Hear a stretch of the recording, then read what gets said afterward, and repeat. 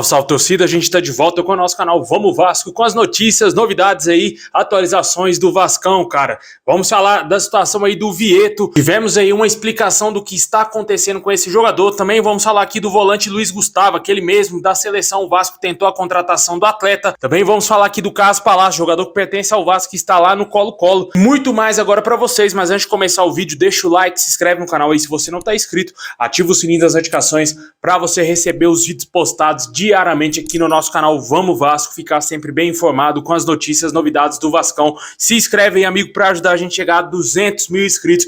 Falta muito pouco. Muita gente assiste nossos vídeos aqui diariamente, mas não estão inscritos no canal. Se inscreve aí, deixa o like para fortalecer.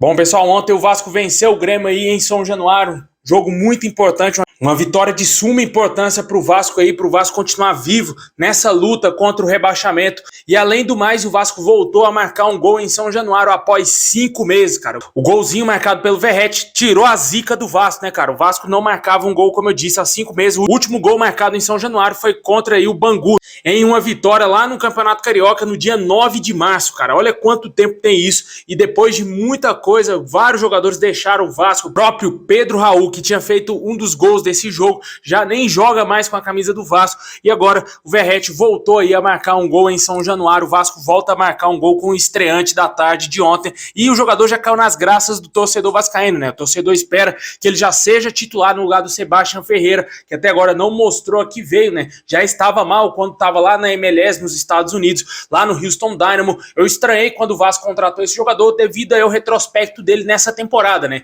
Ele, antes de vir para o Vasco, tinha feito 23 jogos no Houston Dynamo, não tinha marcado nenhum golzinho, numa liga bem mais fraca que é a Liga dos Estados Unidos, né? Aí você vê ele vestindo a camisa do Vasco, você vê ele perdendo gols inacreditáveis. Eu tenho certeza que aquele gol que ele perdeu contra o Corinthians, se fosse o Verratti teria feito, teria guardado aquele golzinho lá. O Vasco poderia até perder o jogo, mas não teria perdido da margem de gols, que foi de 3-1. Talvez teria incomodado mais o Corinthians se tivesse com o nosso centroavante argentino ali na frente. Porém, o Vasco conseguiu contratar rapidamente o Verratti, ele já entrou em campo, já fez gol e fez o gol da vitória, né? Reforço bom é assim, né? O cara não coloca dificuldades, não fala nada de adaptação, não fala nada de preparação física, o cara só entra em campo, faz o que tem que fazer e ajuda o Vascão a vencer os jogos, né? Isso que importa. Vamos torcer para que o Verratti seja muito importante nessa próxima partida do Vasco, que será na próxima segunda-feira contra o Red Bull Bragantino, fora de casa. O Vasco meio que fechando aí, entre aspas, o primeiro turno do Campeonato Brasileiro, porque ainda temos aquele jogo atrasado contra o América Mineiro, que ainda não temos uma data definida de quando será esse jogo, né?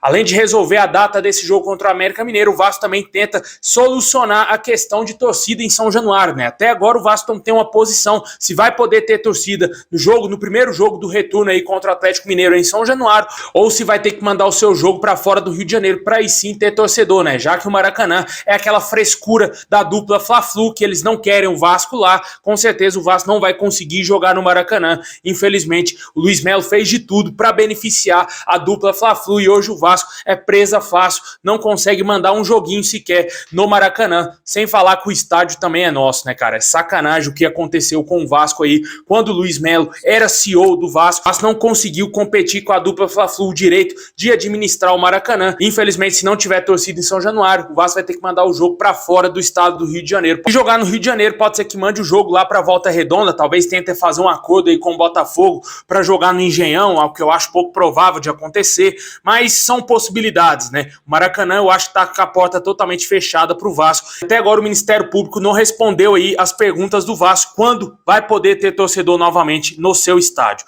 Deixe aí nos comentários o que você espera da sequência aí do Vasco no Campeonato Brasileiro, se você acredita que o Vasco vai conseguir vencer o Red Bull. A gente espera que o Verratti balance a rede e o Vasco conquiste mais 3 pontos aí, para quem sabe se aproximar o quanto antes do 16º colocado.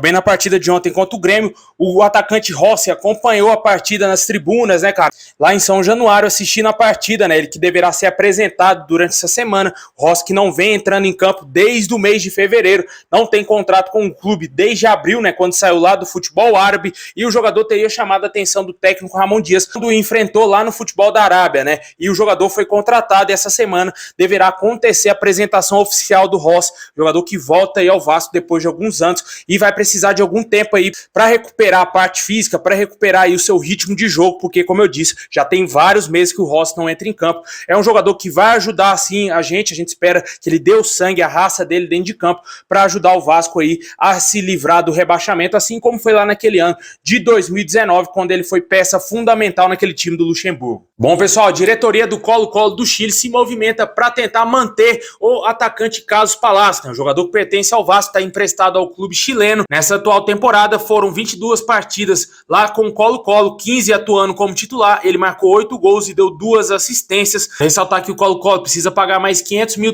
em torno de 2 milhões e 400 mil reais, por 20% do passe do jogador para manter ele. A informação foi confirmada aí por um diretor do clube chileno, que também afirmou que já se movimenta para fazer isso na próxima janela de transferências, ou seja, aí no final de dezembro para o início de janeiro. Vamos aguardar ver se o Colo-Colo vai comprar o jogador. O fato é que dias atrás surgiu informações que clubes da Arábia demonstraram interesse na contratação do Carlos Palacio, que vem sendo o destaque do clube chileno, e com certeza pode ser que o jogador vá parar no futebol árabe e eles paguem aí o Vasco a quantia que o Vasco pedir para vender o jogador, né? Vamos aguardar. Para mim, tanto faz onde o jogador vai jogar. Eu acho que no Vasco não tem espaço para ele. Ele já demonstrou que não quer jogar com a camisa do Vasco. Ano passado ele deixou isso bem claro, né? Não fez absolutamente nada com a nossa camisa, e no Colo-Colo ele tá vivendo um bom momento, né? Apesar de o Colo-Colo ter tomado uma lavada histórica do América Mineiro com o Carlos Palacio em campo. Eu assisti aquele jogo, o Carlos Palacio não fez absolutamente nada. Eu acredito que se ele tivesse no Vasco também jogando o Campeonato Brasileiro da Série A, ele também não iria render absolutamente nada. Eu não vejo espaço nesse jogador vestindo a nossa camisa a partir do ano que vem. Deixa aí nos comentários se você acha interessante o Palacio voltar para o Vasco ou se você acha que o Vasco tem que vender ele mesmo.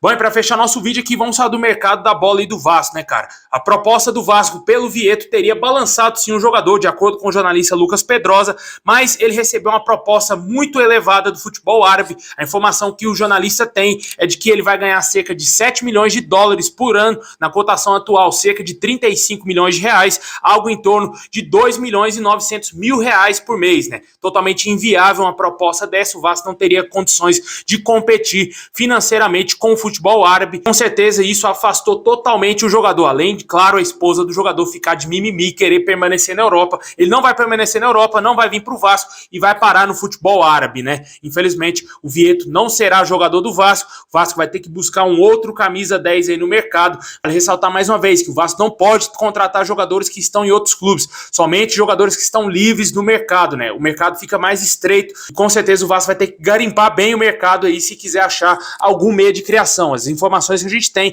é que o Vasco não vai desistir de contratar esse camisa 10 e também busca a contratação de um zagueiro que atua pelo lado direito, já que é um pedido especial do técnico Ramon Dias. Ele vem demonstrando insatisfação com os zagueiros que temos hoje no elenco do Vasco, apesar do Robson Bambu, enfim, ter feito uma partida aceitável naquele jogo de ontem contra o Grêmio. O Robson Bambu chegou até mesmo a estar numa votação lá de jogadores dos melhores da rodada, cara, para você ter uma ideia de como que foi boa a atuação do jogador, mas não é o suficiente, né? Um jogo ou outro ele pode falhar como nos outros anteriores, e na minha opinião o Vasco tem que trazer mais um zagueiro sim que joga pelo lado direito, e concordo com o pedido do técnico Ramon Dias que o Vasco tem que fazer esse esforço e contratar mais um zagueiro.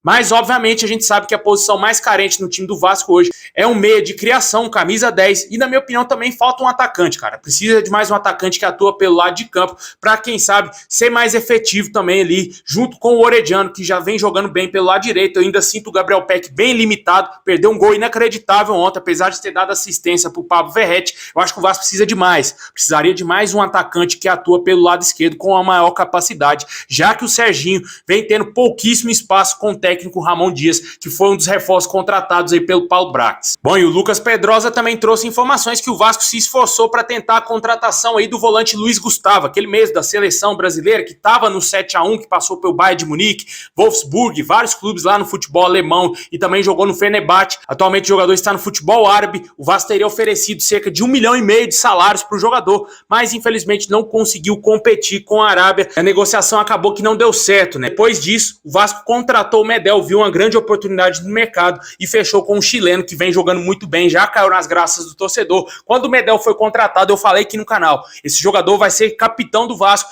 O Ramon Dias vai dar a faixa de capitão para ele, vai tirar do Léo Pelé. Geral me xingou aqui, muita gente me xingou, falando que o Léo nunca iria perder a braçadeira de capitão do Vasco. Tá aí hoje, no primeiro jogo do Medel ele já foi capitão e desde então o Léo Pelé voltou à titularidade e o Medel segue como capitão do Vasco. Eu tenho certeza que ele vai continuar aí jogando muito bem, mostrando um bom futebol e a sua liderança dentro de campo. Foi muito melhor trazer o Medel do que o Luiz Gustavo, por exemplo. É um jogador que, na minha opinião, já está bem longe de jogar em alto nível, já está na Arábia já há algum tempo, jogou também na Turquia, né, no Fenerbahçe. O Medel vinha lá do futebol italiano, apesar de estar jogando num clube menor, que era o Bolonha, mas estava em alto nível, jogando em um campeonato que exige muito mais do que o campeonato árabe, de onde estava o Luiz Gustavo.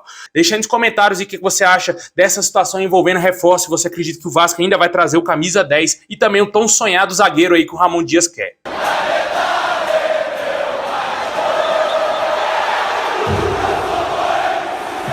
É isso aí, pessoal. Valeu por ter assistido até o final. Deixa o like, se inscreve no canal, ativa o sininho. Tamo junto e é nóis.